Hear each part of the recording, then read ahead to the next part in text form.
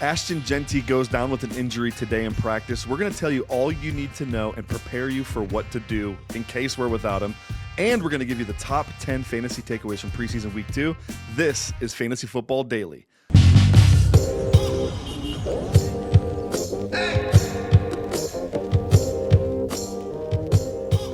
All right. Today, Scott Barrett's out of town. He is on vacation again. This guy's he's a jet setter. And so I took the opportunity to actually do the show tonight with somebody that I actually enjoy doing shows with. And that would be Derek Brown. Mr. Derek Brown, how are you today, sir?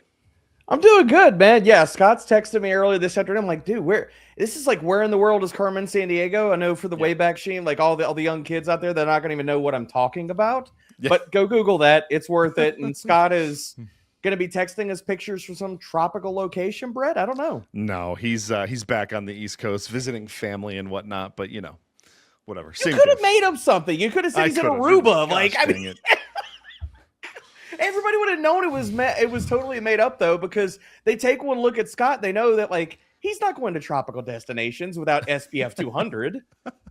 Yeah, true. Although he lives in Austin, and Austin is pretty hot this time of year. Scott sent me the temperature reading from his phone yesterday. It was 108 degrees in Austin. It was 108 today in Dallas-Fort Worth, man. It's supposed to be no lower than 107 over the next 3 days. But, we could get into a long weather conversation. Right. I could derail us here. Do you know what else is hot, though? Football, preseason week 2 takeaways. That's what those are hot. A professional segue. Yeah. That is a professional segue. There you go. So let's start with the Jeanty news. So he goes down in practice today. Apparently it was an awkward landing after a catch. We've got various reports from certain medical guys. I know Jeff Mueller, fantasy points injury doctor, doesn't have a lot of information, but they're trying to extrapolate. We have sources at the rate. I don't want to tip our hand completely. Scott's telling me not to be super worried about this, but an injury is still an injury, and it's worth talking about. And we also have seen the backup rookie Mike Washington Jr. And by the way, I have to toot our own horn, Derek. I don't think there were two guys higher on Mike Washington Jr. than you and I. There wasn't. At pre-draft. So, he's looked sharp in the preseason. What have you seen from him? Dude, he's looked fantastic this preseason. Watching both the games, really it's been an extrapolation of what we saw from him as a skill set as a player really in college. The big play ability, the blinding speed. We all know that he tested like an alien. By the way, Scott Barret, I saw you, man. I see. And if your ears are burning, I see your Mike Washington Jr. hate tweet. I saw that out there in the ether. But to counter Scott's hate tweet, I would like to also tell the masses that in his final season in college, Mike Washington Jr. was 33rd in yards to contact per attempt, 17th in breakaway percentage. This preseason, dude, and I know it's only a 15 carry sample, Brett, 7.07 yards to contact per attempt. Not too bad, my friend. Not too bad. The thing with Mike Washington Jr., and I don't want to get too deep into the weeds on the pre-draft profile. Yeah. But there were definitely holes in the profile. That's why he went on day 3. Yep. And so I never looked at the analytical profile Scott presented and said, yeah, you're for sure wrong about him. But it was a weaker running back class. And in a weaker running back class, I'm going to be inclined to just bet on the traits, right? Yep. And you see the size. I've been calling him discount Omari and Hampton. Because the size, speed, actually, that's even disrespectful to him because he's way looser of an athlete than Hampton is. Hampton's stiff as a board, right? And Washington can move. Yeah, you're seeing some of the highlights on the screen. The dude has some legit lateral quickness that I don't think Hampton has. But yeah, I think he's even looked a little bit more polished already. Same. The pass pro, the catching technique, the vision, the patience. Because that was my biggest critique of him coming out. It's patience and vision was kind of meh. He just relied on the size athleticism combo, but he actually looks like a running back now. No, I like the prospect profile coming out. I know we can kind of talk about the basically his entire resume as a college player, but the final season is all I really care about because that's the guy who you are currently. That's who you are entering the NFL. And the size speed profile is there. We already saw him hit a 50+ yard run in preseason. I think he has underrated 3-down ability because the pass catching is good. You can go on X right now and just go search his name. You're going to find a laundry list of routes in one-on-ones in Mobile where he was winning in the receiving drills too, Brett. Yeah, I told the story. The anecdote I had for Mobile is every year, if there's a guy who really stands out in those drills, they try to do something to throw him off, right? So Washington was crushing all the linebackers in the pass catching drills, so they were bringing safeties over. That was my anecdote from this year. It's like they literally were grabbing a safety from the other drills, bringing him over to try to cover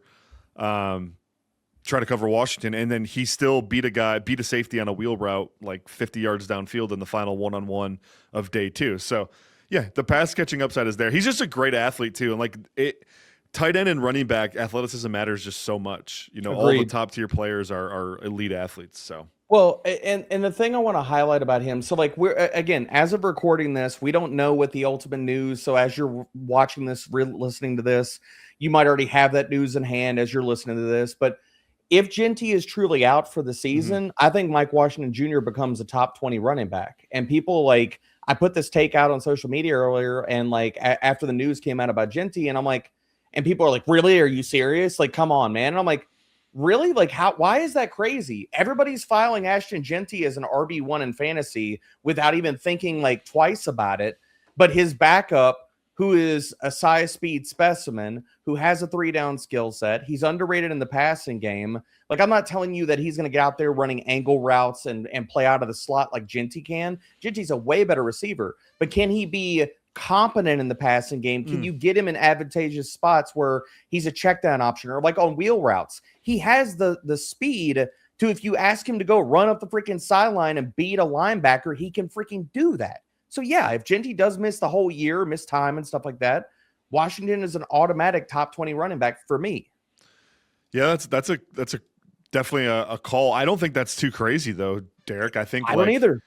Especially when you look at their current depth chart, they have nobody behind. They have Dylan Laube as like a pass catching guy, but like he's not seeing the field. I think the worry would become, and I know Scott Barrett's already kind of beating this drum, is like they're the first call for James Conner. I think seems like everyone's assuming Conner's playing for a different team come week 1. So the stuff about James Conner, we still even haven't seen him practice. Does nobody like? I was thinking James Conner was going to get traded to a lot of different teams. He is still yet to practice for the Cardinals throughout all of training camp. Well, like, we don't even know if we're going to see him this year, Brett. Yeah, and you have to pass a physical to be able to get traded. So that's a good point. Yeah. All right, let's move on. Let's hit the Brown situation. We have, well, we're going to talk quarterbacks, Shedeur versus Deshaun, but also just I want a quick note on this. KCC is getting superstar treatment already. Like, yes, he is, baby. You love to see he played a lot game 1 and game 2. They were like, nah, we're not risking that, you know. So, which is great to see. But anyways, it seems like Shedeur has beat Deshaun Watson. I know they're going to make an announcement this week, but it seems like Shedeur has beat out Deshaun Watson for the job, which is interesting because I thought in preseason week 1, Deshaun Watson was far superior quarterback just in that one game. Week 2, though. Oh, baby. The tides turned, and you can make the argument who got, like, in both games, the player who played with the better supporting cast ended up looking better. But I think week 2 Shedeur was far better than week 1 Deshaun. So, and I'm not there every day in camp. I don't see what's happening. But it seems like making the bet on the younger talent that seems to have a good rapport with your young pass catchers is probably the smart bet for Todd Monken. Oh, I absolutely agree. Like I always kind of put this as like I thought Shedeur was going to win this competition because I just think Watson is cooked at this point, man. Week 1, week 2 of preseason, he looks stiff in the pocket. Everybody's like, oh, he's more athletic than Shedeur Sanders. I'm like, based off of what? What are you seeing that like Deshaun Watson actually looks more athletic than Shedeur Sanders? Maybe like entering the NFL and pre-injuries Deshaun Watson, not this version, dude. Like I thought he played terribly. Deshaun Watson, that is, in week 2, dude. Like he was staring down first reads, wouldn't come off of stuff. He had a horrible throw on a choice route to Gage Laverdine. Yeah. So just getting into the weeds real fast with that, he just looks risk averse. Like it's all first read stuff. You saw like after that horrible throw in week 2, Monken was like, okay, let's get you like comfortable again. 3-step and rip, 3-step and rip to the first reads because you look like you're playing skittish. But I mean, did you see anything different out of week 2, Brett? No, it was a polar opposite experience from week 1. Week 1, it was like He was just running the offense. I noted on the show, actually, it's like, yeah, it looks like that's, for what it's worth, like Shedeur wasn't doing that last year. He wouldn't just run the offense. He kind of refused to. He was, all this creative playmaker stuff, holding the ball for 18 minutes every snap. And then Deshaun last week just came out and was like, ball out. And it was like, yeah, no, didn't get any explosives off of it, but it's like, at least the ball's going out. It's getting distributed, not taking negative plays. But then today or this weekend, it was rough. Dude, really rough. The interception he threw was god awful. Dude, he just stared him down the whole freaking time. Like, they had a safety right there in coverage and a linebacker right next to him, and it's like, what are you looking at? Yeah. Like, what are you looking at? I'm like, I know we're going to transition and kind of talk about Shedeur real quick, but like, I don't see the decision making for Deshaun to consistently run this offense, and the ball placement's not there. He looks like he just moves like a damn robot these days, Brett. And yeah, I'm not saying Shedeur is perfect. Now, in both, he looked way better in week 2. I think there's a reason for that too, and we'll kind of get into it here. But like week 1, Shedeur just always kind of looks like he is forced to process things quickly and get the ball out. He looks like he's a tick behind the play design.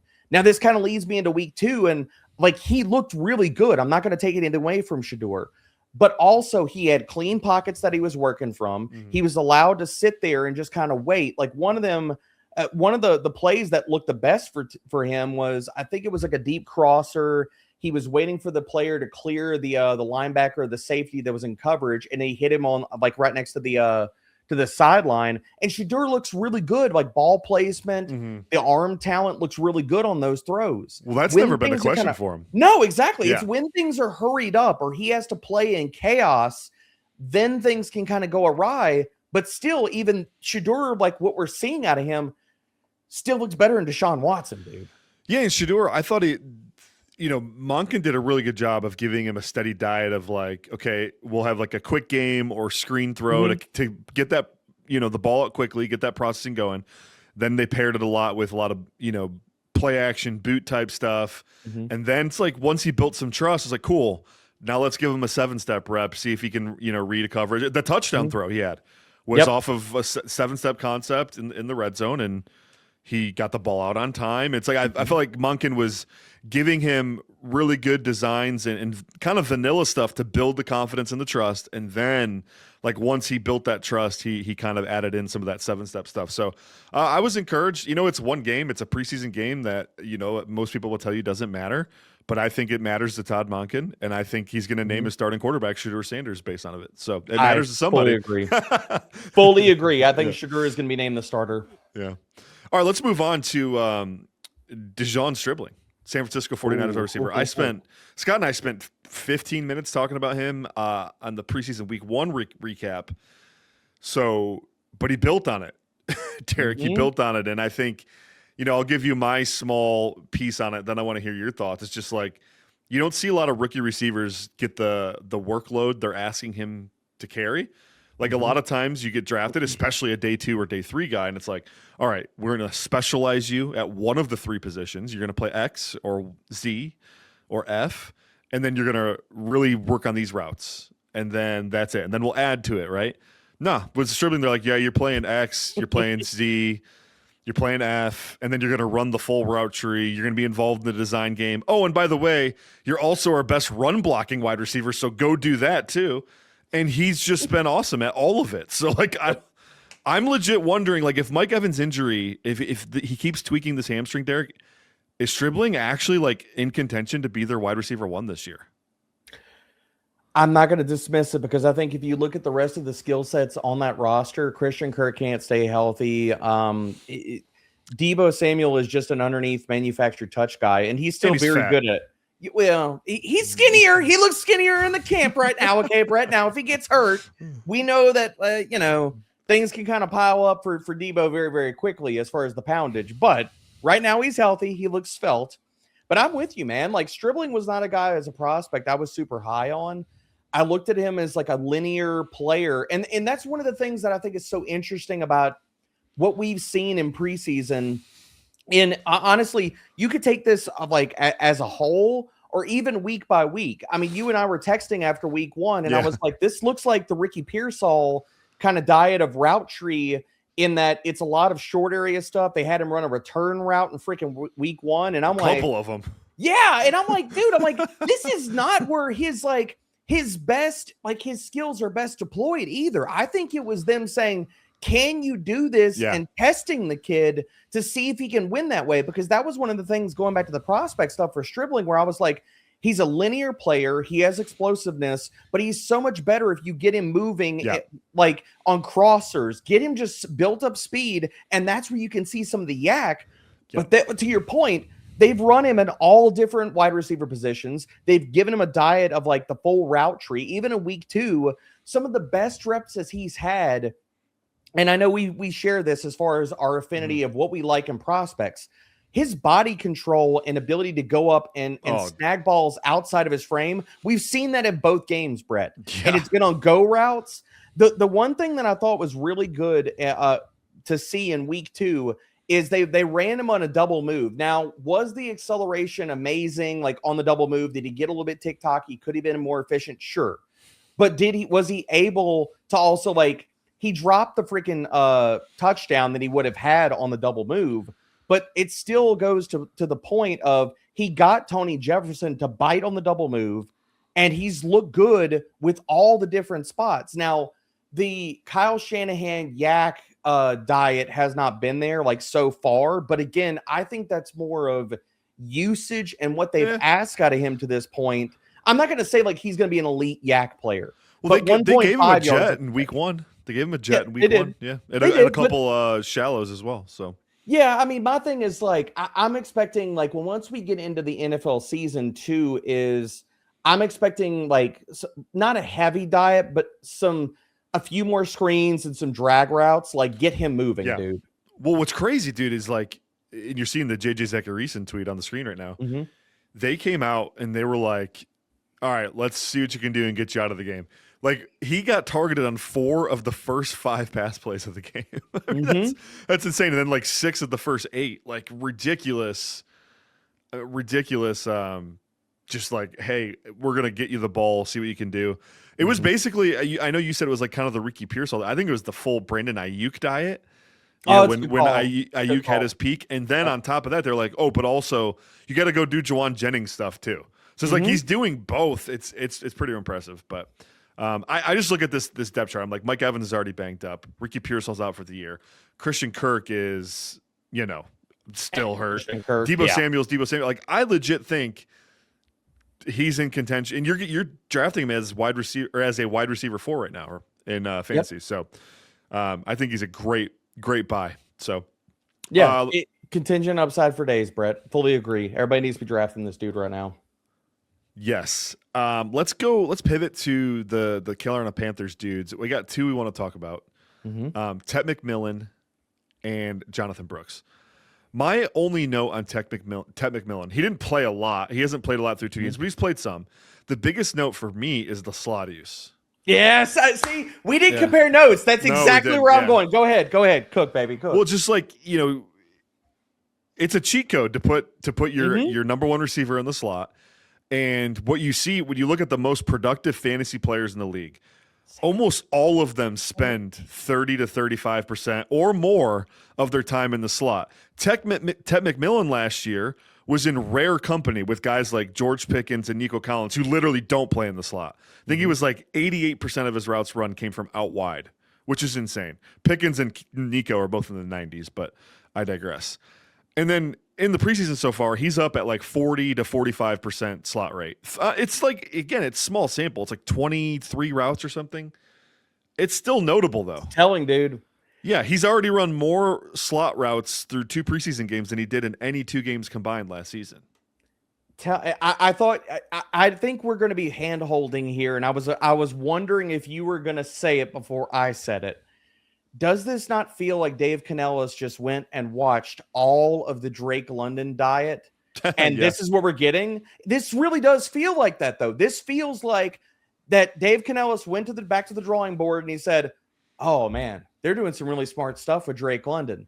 Yeah, we got a guy like that. Let's do some really smart stuff with Tet McMillan and put him on the Drake London diet, dude. And if that's the case, We're going to get some design looks. They're just going to be like, okay, let's get you in the slot on a small nickel or a linebacker, and you just go win, dude.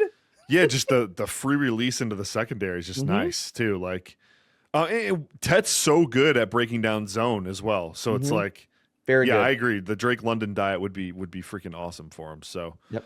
All right. Well, so we're aligned on Tet. What does this do for his like ADP fantasy wise? I don't know, but I think I've been a little skittish on Tet because of Bryce Young.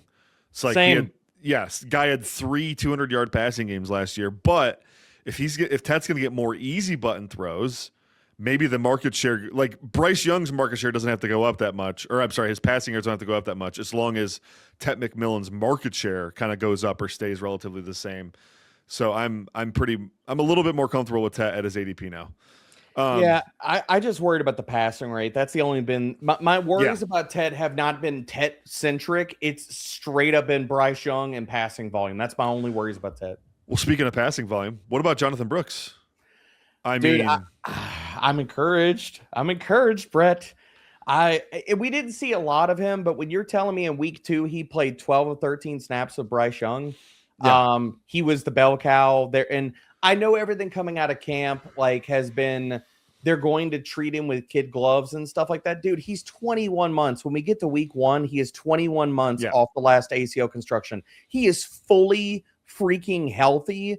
And it is such a small diet. And you and I talk about this constantly. Like running backs are so beholden also to what the offensive line is allowing for them to do.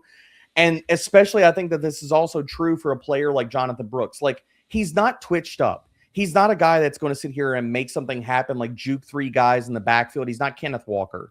Jonathon Brooks is a glider. More like Alvin Kamara. Yes. Slasher. Perfect. Yeah. Perfect. My comp for him coming out was Melvin Gordon. And a guy that when you get him into the second level, and we saw that on a few different plays. There was one stretch zone play that I remember where he got the build-up speed, and you saw he looked exactly like Jonathon Brooks that I saw in college. And I'm like, okay, I'm all in, dude. I'm not worried about Chuba. I'm really in on Jonathon Brooks. Well, Chuba's not very good at football for one. He's one of the least efficient backs, and he hasn't put together back-to-back good seasons yet, Chuba. It's like he skips. But on top of that, Brooks is a legit 3-down back. I think his best traits are his pass down stuff. Like he's great in pro, and the hands, the route running. He's great with the ball in his hands as a screen player. The vision's really, really excellent. So there's no reason for Chuba to be a thing for them if Brooks is completely healthy. So I really like Brooks at ADP right now. Real fast. I love Brooks at ADP. Yeah. I've wanted to be like, so I've been above consensus, dude. I've had him at like RB 29 since January. And I just remain as consensus comes up, Brett. I just keep him a little bit above consensus. I'm like, all right, y'all like her at RB 29? I'm at RB 26, RB 27. I'm just going to keep above. But to zoom out 100-foot view here, tell me, what do you think about if Carolina is using Tetairoa McMillan in the Drake London diet and designing up easier targets for Bryce Young?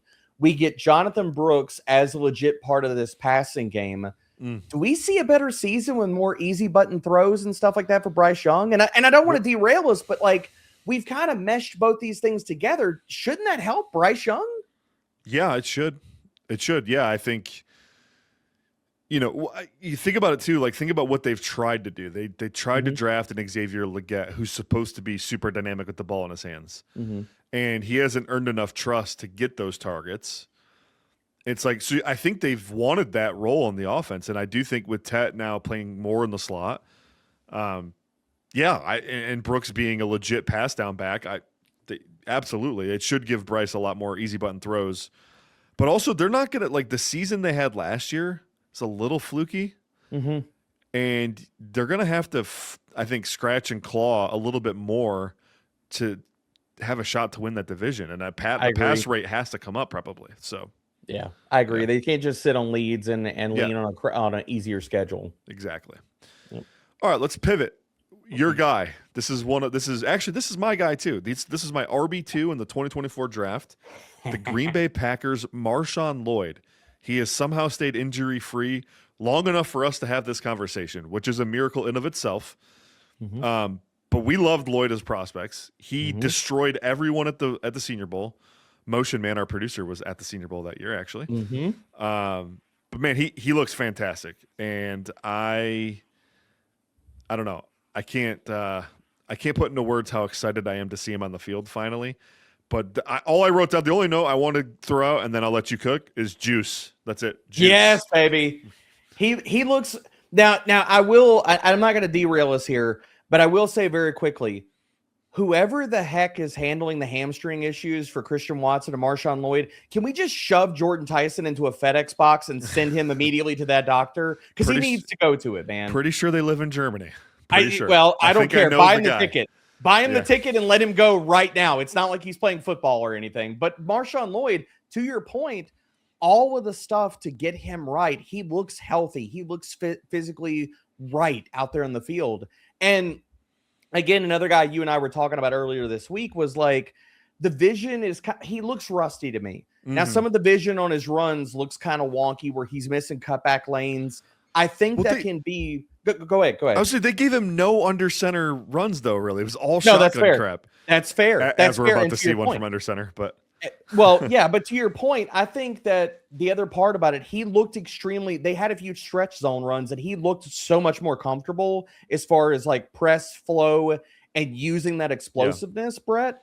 That I'm like, do we see that integrated more? Especially like Josh Jacobs is back in practice and stuff like that. But Lloyd, the other thing, dude, on that touchdown, that pretty little angle route that he ran for the touchdown, that's the other part. He's another pass game weapon to where he can get deployed and have a standalone role for the Packers offense. Yeah. And Jacobs can still be out there. Like he can be the lightning to Jacobs' thunder, and Lloyd can have this like 7 to 9 touch type of role. And then if Jacobs goes down, like, again, he played 9 of 14 snaps with Jordan Love in week 2. He would be their workhorse bell cow if anything happens to Jacobs. Suspension or honestly, Jacobs is, last year he looked like a shell of himself, Brett. I think the volume is starting to take a toll on his body. Yeah, and maybe potentially legal troubles as well, you know? Fair, that too. There's still a looming suspension, and we know how old Roger does with those things. He takes out the darts, he grabs the dartboard, and he puts 5, 7, 8, 3, 2 up there, and he says, all right, what kind of suspension do you want now? Yeah. And that's it. And that's where we get our, whatever suspension old Roger just deems worthy. Yeah.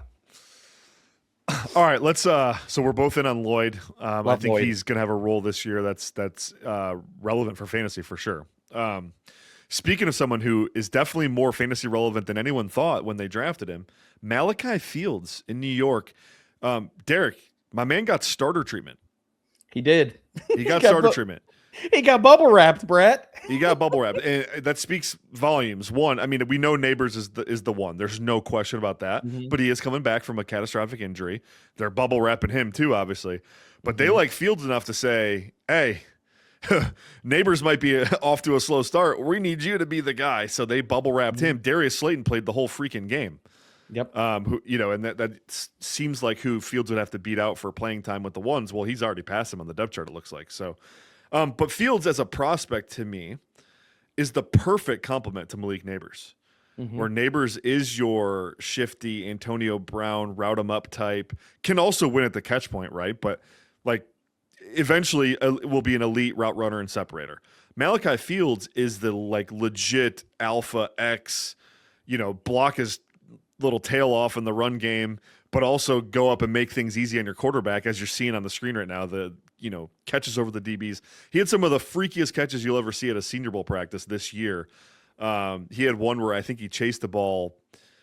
It felt like 60 yards down the field and completely laid out for it, running full speed. Easy catch. He's a fun talent though, and I just love the size speed combo.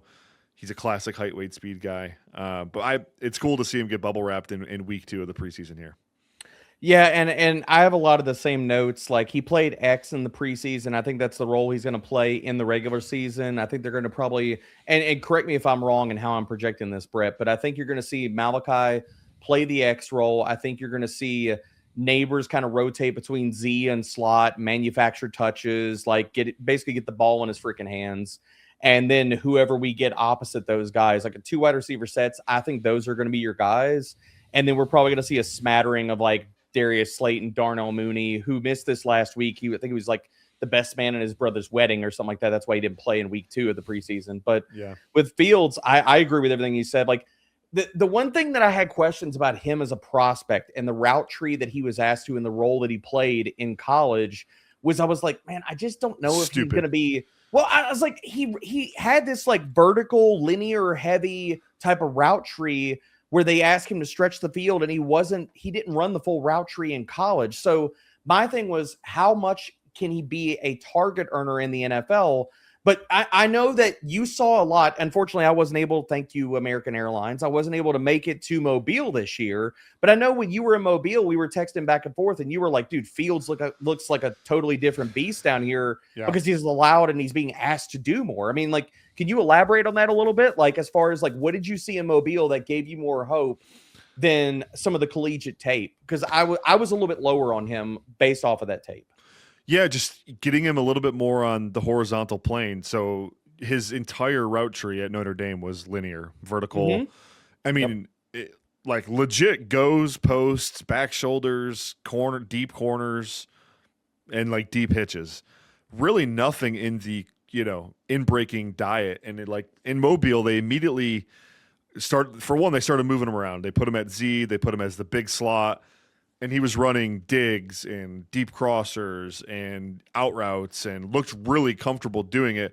And so I underrated his ability to kind of sink those hips and explode into breaks. And so, like, is he going to be amazing at that stuff early on in his career? Probably not. But the fact that he can do it a little bit means he's not just like a sacrificial X. Like especially with neighbors on the field, Fields will never see a double team in his life with neighbors on the field.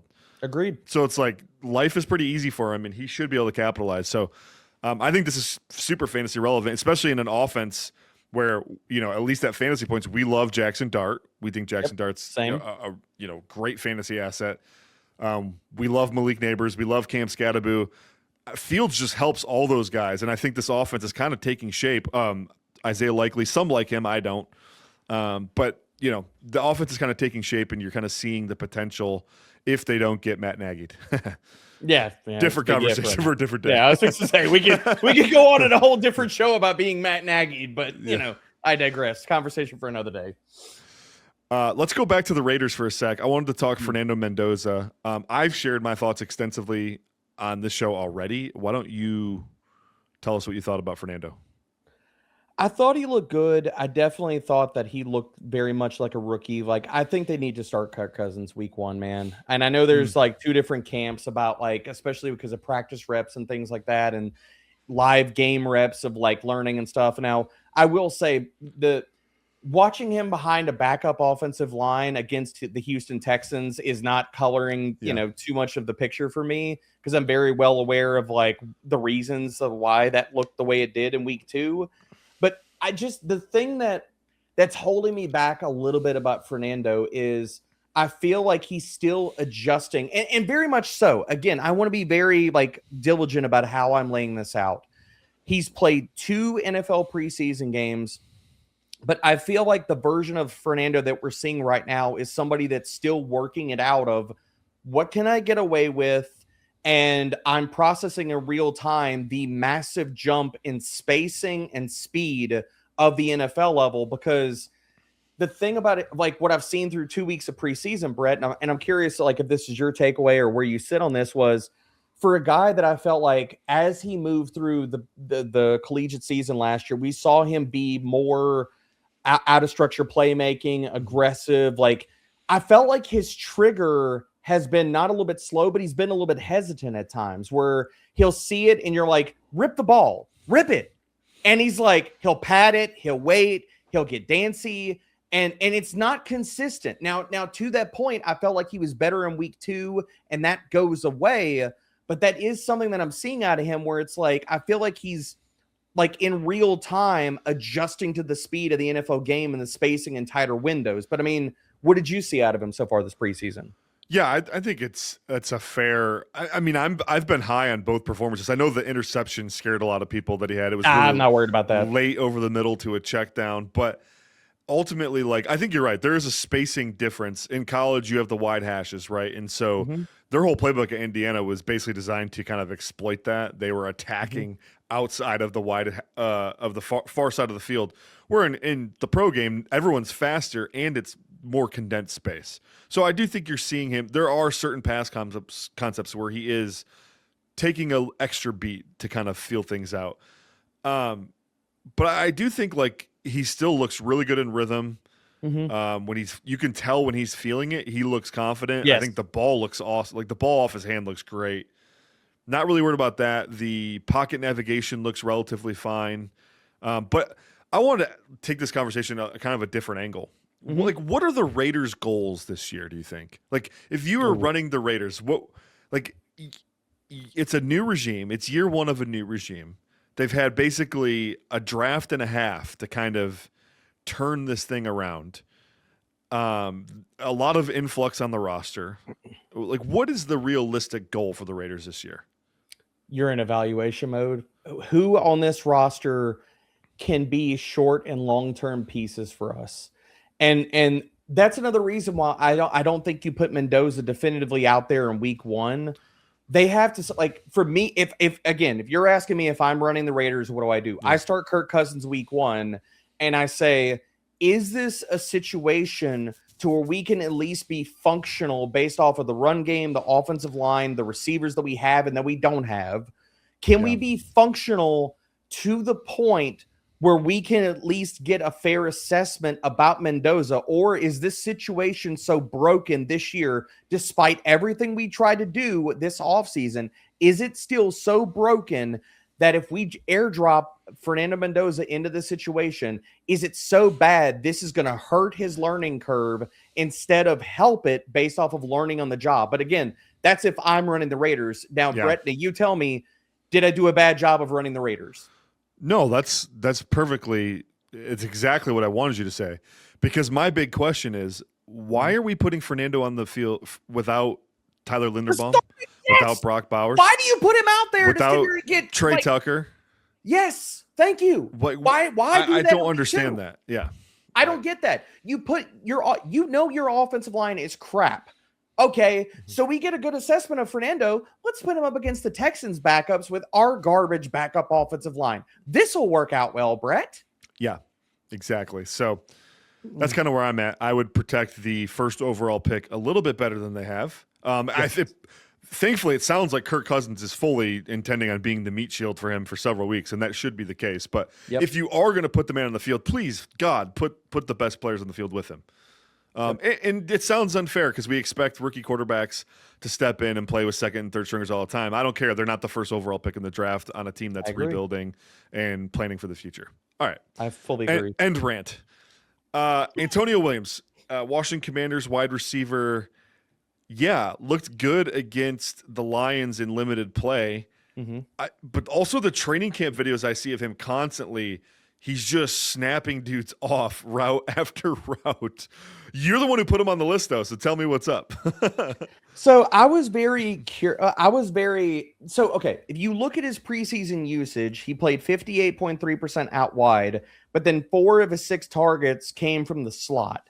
So I think the preseason first look of usage numbers, and a lot of people could take away from this of, Antonio Williams can be the outside wide receiver. I think that's false. I think if he gets on the field, he's going to be a 50-50 guy. Okay. Or he's going to get a lot of usage from the slot and some perimeter usage. Not to say that he can't win from the perimeter, because I think he can do that.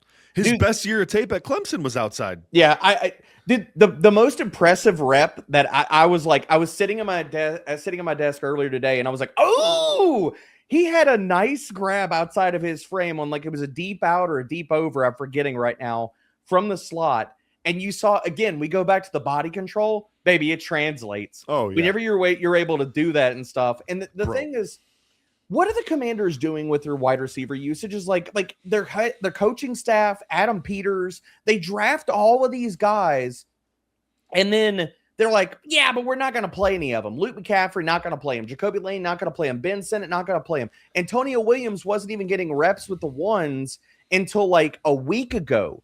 So I also have to ask, Brett, what the hell are we doing here? Well, Seriously. I haven't been you listened to my show with Joe Marino first read. It's not like I've been a fan and endorsed a lot of this roster No, construction. I don't understand what the hell they're doing, dude. There's a chance they just don't know either. It's not that they don't know how to evaluate talent. I don't know that they know how to develop talent because they've drafted a lot of guys I like. I liked Luke McCaffrey. I liked Ben Sinnott. I like Antonio Williams. There's redeeming qualities about Ja'Cory Krosky-Merritt as well, yet we can't seemingly develop these guys. I mean, it does seem like they're eventually giving in to Antonio Williams now, but yeah. I hope he gets front office used. is a joke. I hope he's the starting slot receiver, like opposite Agreed. Terry and Diggs and stuff like that. He has the talent. He can do that. That'd be fun. And it would add another element to, because Terry's not a guy you're going to give screens and kind of manufactured stuff, and he's not going to give you a lot of yak. Same thing with Diggs. You know what? That's funny. Antonio's got some juice. He could do that. You know what's funny? That's all Terry did in college. Yeah, I know. But yeah. So I want to believe Brett, but I feel like I've been commandered enough to where I'm kind of hesitant. Okay. Yeah. Agreed. The other thing with Williams, I have to say, he picked 14, which one of my kind of like loose comps for him was Amon-Ra St. Brown. I thought he had a lot of that to his game. And so he's wearing 14. He's relatively the same complexion as Amon-Ra. They kind of look the same, for being honest. Same build, right? 5'11-ish, 190, 195. They got some muscles, Anyways. Let's move on. I'm not going to follow you down that road. I know you're baiting me to follow you down that road. I will watch you as you tread down the road, though. And I'll just pivot. I'll just move on. Kyle Williams and in some regards, Kayshon Boutte. Mm-hmm. But Kyle Williams is playing good in the preseason. He is annihilated both games. In fact, he had a long touchdown called back even. His numbers would look even more ridiculous, but he looks really good, specifically against man coverage when lined up on the outside. He's looked really good, right? And then we already have a logjam where it seems like Pop Douglas, when they go through receivers, Pop Douglas is playing a lot in the slot. So you've got Romeo Doubs, you've got Mac Hollins, and you've got A.J. Brown. Where does Kyle Williams play? Where does Kayshon Boutte play? But more, I think Williams' ascension here could mean a Kayshon Boutte trade.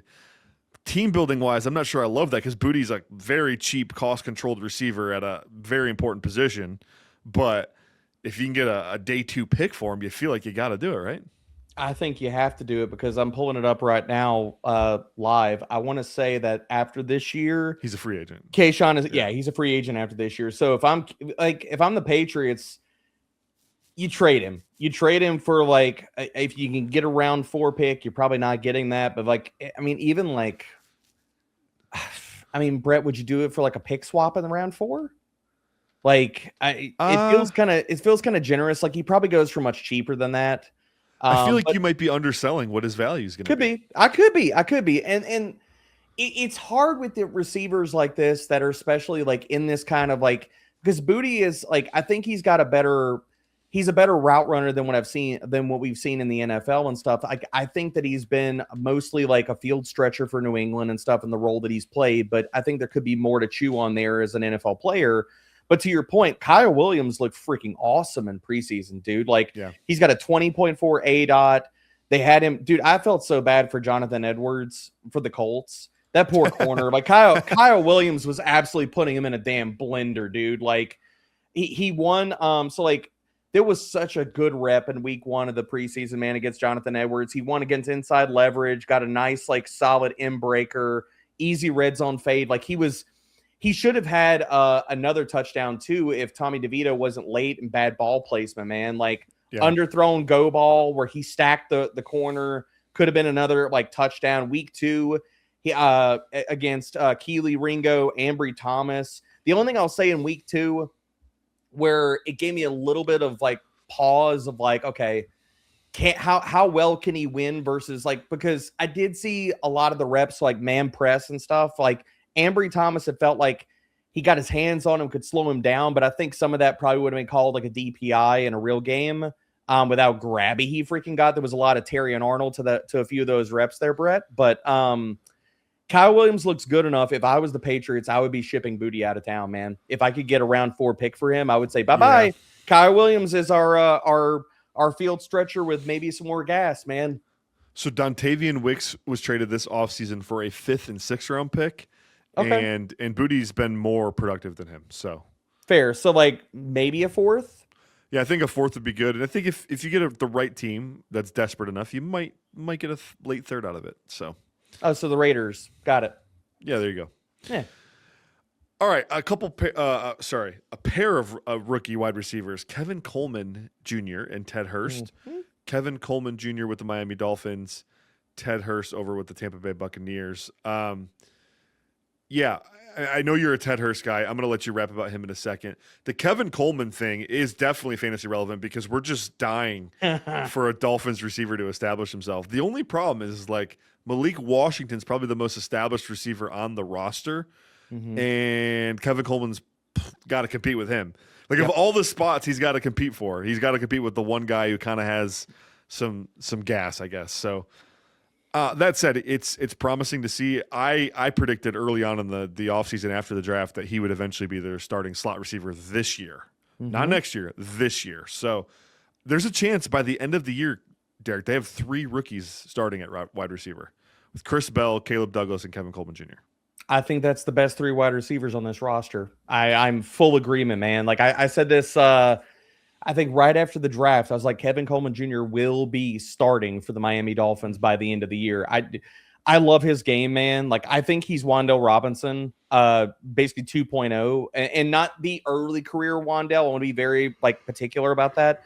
Later career Wan'Dale last year at the Giants, where you saw, because dude, we saw it in the second week of the preseason. There is verticality to his game. He got up the field on a slot fade. Mm-hmm. He could have had another big play too, but Cam Miller can't get the damn ball out on time, dude. And poor ball there's a placement. bunch thrown behind him. Dude, yeah. He He could have had a monster stat line if he got like decent targets in week 2 of the preseason. He was getting open ad nauseum. And the thing that I think translate for Kevin Coleman Jr. is his physicality, man. He plays bigger than his freaking size. He runs like a running back in the open field. He can create yak. He can offer verticality. Now, is he a slot predominant player? Absolutely. But that doesn't mean that he can't be freaking good. And I think that slot archetype is the only reason that he didn't test like a demon, that he fell to round 6. I had like a round 4 grade on him. I'm absolutely with you. He will be a starter by the end of this season. So I'm totally with you on Kevin Coleman Jr., man. Love him as a player. And just on Ted Hurst, he didn't get much playing time in week 2. He did play 8 snaps with Baker Mayfield on the field. But I was so encouraged what we saw in his week 1 usage. Now, some people could say, oh, got 6 targets on 15 routes, didn't do a ton. But again, he was another victim of poor quarterback play in the preseason. He should have had a touchdown that was called back. The route tree that they asked Ted Hurst, it wasn't, and I hate this term, and I hate that the fantasy community has made this term a thing, the sacrificial X. Yeah, me too. Like, dude, I absolutely hate it. Just say, okay, field stretcher, or the guy that's running downfield on Sail and Dagger. Fine. Like, let's describe it what it is of like what you're actually talking about. The guy that's running clear outs for everybody else getting volume. That doesn't necessarily always mean the freaking X position. And so, like, with Ted Hurst, he played the X in preseason. But again, going back to this, you saw a lot of slants, out routes, underneath, intermediate route tree, and he looked good doing it, man. He had a nice split release on a slant versus inside leverage, where I was like, cook Teddy. Cook him, Teddy. I love the kid. I think he's going to be a starter over Jalen McMillan, who hasn't Tampa showed us, Brett, over the last 2 years?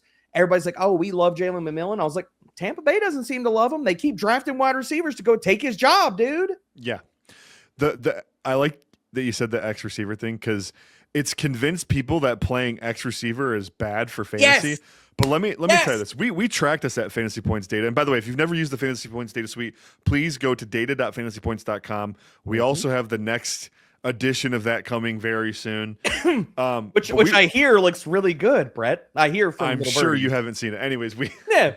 we track this stuff. Let me just read you the players who lead the NFL and routes run from the X position. We have George Pickens, Tetairoa McMillan, Jamar Chase, Nico Collins, Cortland Sutton, Jameson Williams, T. Higgins, Justin Jefferson, JSN, A.J. Brown, Devontae Adams. I mean, other than like Sacrificial, Puka, Brett. yeah, right. The only guys we're missing from that list is like Puka and Amon-Ra. And they still run, they're at the X like 50% of the time. So whatever. Anyways, Sacrificial though, Brett. Yeah. It's all sacrificial. They don't matter in fantasy, Brett. So I've been told. Yeah, exactly. All right, let's round this baby out with, and I have a bonus thing for you after we're done. Not on the show sheet, but Terrance Ferguson. Mm-hmm. Terrance Ferguson. Nate Atkins, one of the beat writers, actually I shouldn't say friend of mine, acquaintance of mine. I knew him personally in his days. He was a beat reporter for the Detroit Lions. We had I was also media credential back in those days, so I know Nate kind of well. We still keep in touch in the DM sometimes, but he reported that Terrance Ferguson, he did an interview with him actually. Terrance Ferguson is training at the X, the Z, the F, the Y. He's playing all the positions, and this coincides with an early report we got out of camp that Ferguson was basically the team's wide receiver 3. And what's even crazier is I asked Scott Barret on our we recorded a show Friday, and I asked him if the Rams just announced Terrance Ferguson as a wide receiver, how would that affect his ADP? And I think you're kind of seeing it. The hype is really starting to ramp up. Scott already has the man tight end 15, which is way above market. Way above market. And you got to remember, there's other good, or I should say accomplished tight ends on the roster with Tyler Higbee and I thought Colby Parkinson had a fantastic season last year. So the fact that Ferguson's getting this much steam on a team that led the NFL in 13 personnel usage last year, that's going to dabble in 12, it is really crazy. It doesn't shock me that they're finding ways to use this man. And it could be another Sean McVay special where every year he adds a wrinkle to the playbook that just destroys the league. Dude, I'm in real time. I'm bumping my T-Ferg rank up because so many things that you just outlined there. And the thing that I also want to tell everybody at home is it's never a bad idea to invest in hyper athletic just tight ends.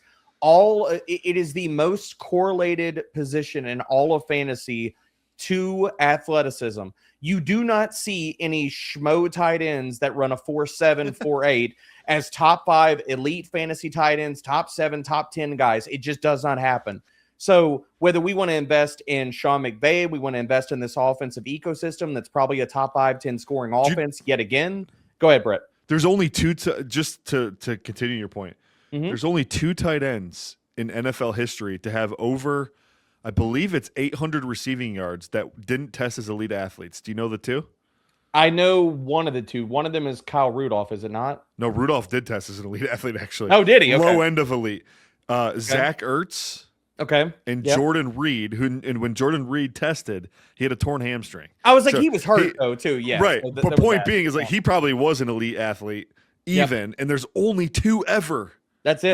That's crazy. It. So end of list, man. And so all the stuff with Terrance Ferguson, like, is it scary that he is saddled with a lot of really talented players next to him in Tyler Higbee, Colby Parkinson? Sure, it is. But and not if they make him a receiver, though.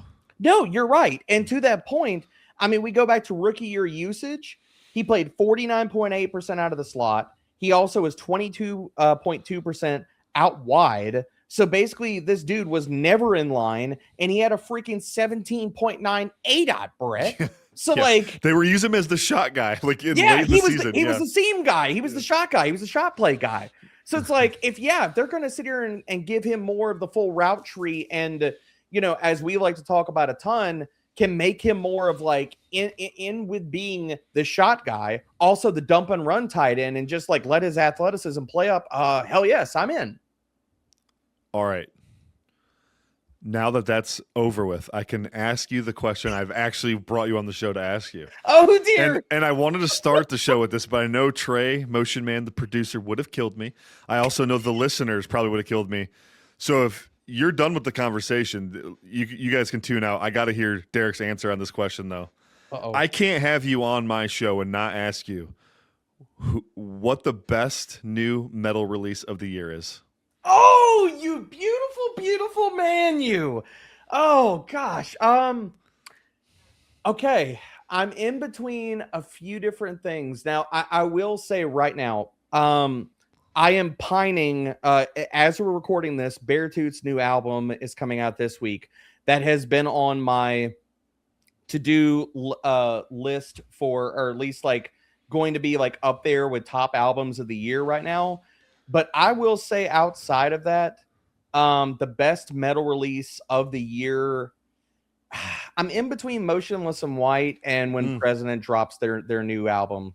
It's not out. You can't put an album out that's not fine, out yet. Fine. All right, then I'll go with Motionless in White, dude. Only It's a great because, answer. bro, their new album is so freaking sick. Yeah. There's so many good lyrics, and especially in the world, that the social media world that we live in, there's so much good lyrical content. 2 songs like automatically popped to my mind. One, Playing God, which has one of the best features of any, with Corey Taylor. For anybody doesn't know, Stone Sour, Slipknot is on that song. It is you one went of the most Stone Sour as the lead there for I Corey did. Taylor? I buried the lead. Okay, but that song is savage. So many pinch harmonics, and it's so freaking nasty that I love it. And then another, if you want to listen to only 2 songs off this album, it's Playing God, and then it's Login Crash Out, and it talks about all the lyrical content is about the social media world, and basically like if this is where the world is going, like I think one of his lines is if this is where life is going, then I'd rather effing die. It is such a savage album. I love it so much, Brett, and I love you for giving me this question. Yes. All right, I'm going to give you my answer too, because I know you want to hear it. Oh, I do. Above Below, back in February, came out with a new album called I Guess It Was Nowhere. Not only do I think it's the best album of the year, it's probably the best album since Sleep Token released Take Me Back to Eden. Damn, that's a take. That is a take. That's one hell of a take, my friend. But I know I'm a little bit more into the math rock than you are, the math metal. And it's a little proggy, but it's awesome. If I had to go runner up, I'd go Periphery, A Pale White Dot. So both again, prog metal. So yeah, and not part of this conversation, but because of both of the last 2 bands that I think for my birthday this year, I'm probably just going to give a birthday present to myself and buy me a new 7-string. So, there's that. Ooh, I almost sent you a video of me riffing a 7-string yesterday. Oh, you need to. You need to. I'll send you a few videos of me riffing the old 6-string double cutaway right here behind my right shoulder. Let's go. All right. Well, we got to get out of here. Thanks for the metal discussion, Derek. Also, thank you for coming on the show. Tell people where they can find your work. Everything's at Fantasy Pros, Betting Pros. You can follow me on basically every social platform at dbro_FFB. And I've been trying to keep my top 200, which is out there. And literally, it's exactly what it sounds like. I've got 200 quarterbacks, running backs, wide receivers, tight ends. Yes. And I wrote up kickers and defense live on the site right now. I've been trying to keep those ranks and notes up to date within like 20 minutes of any news that's dropping and everything right there. So you can find all of that at Fantasy Pros, man. Love you, Brett. This was a fantastic show, my friend. I love you. All right, that's going to do it for us today. But if you're not a subscriber, please click the subscribe button, turn notifications on. And with that, we are out.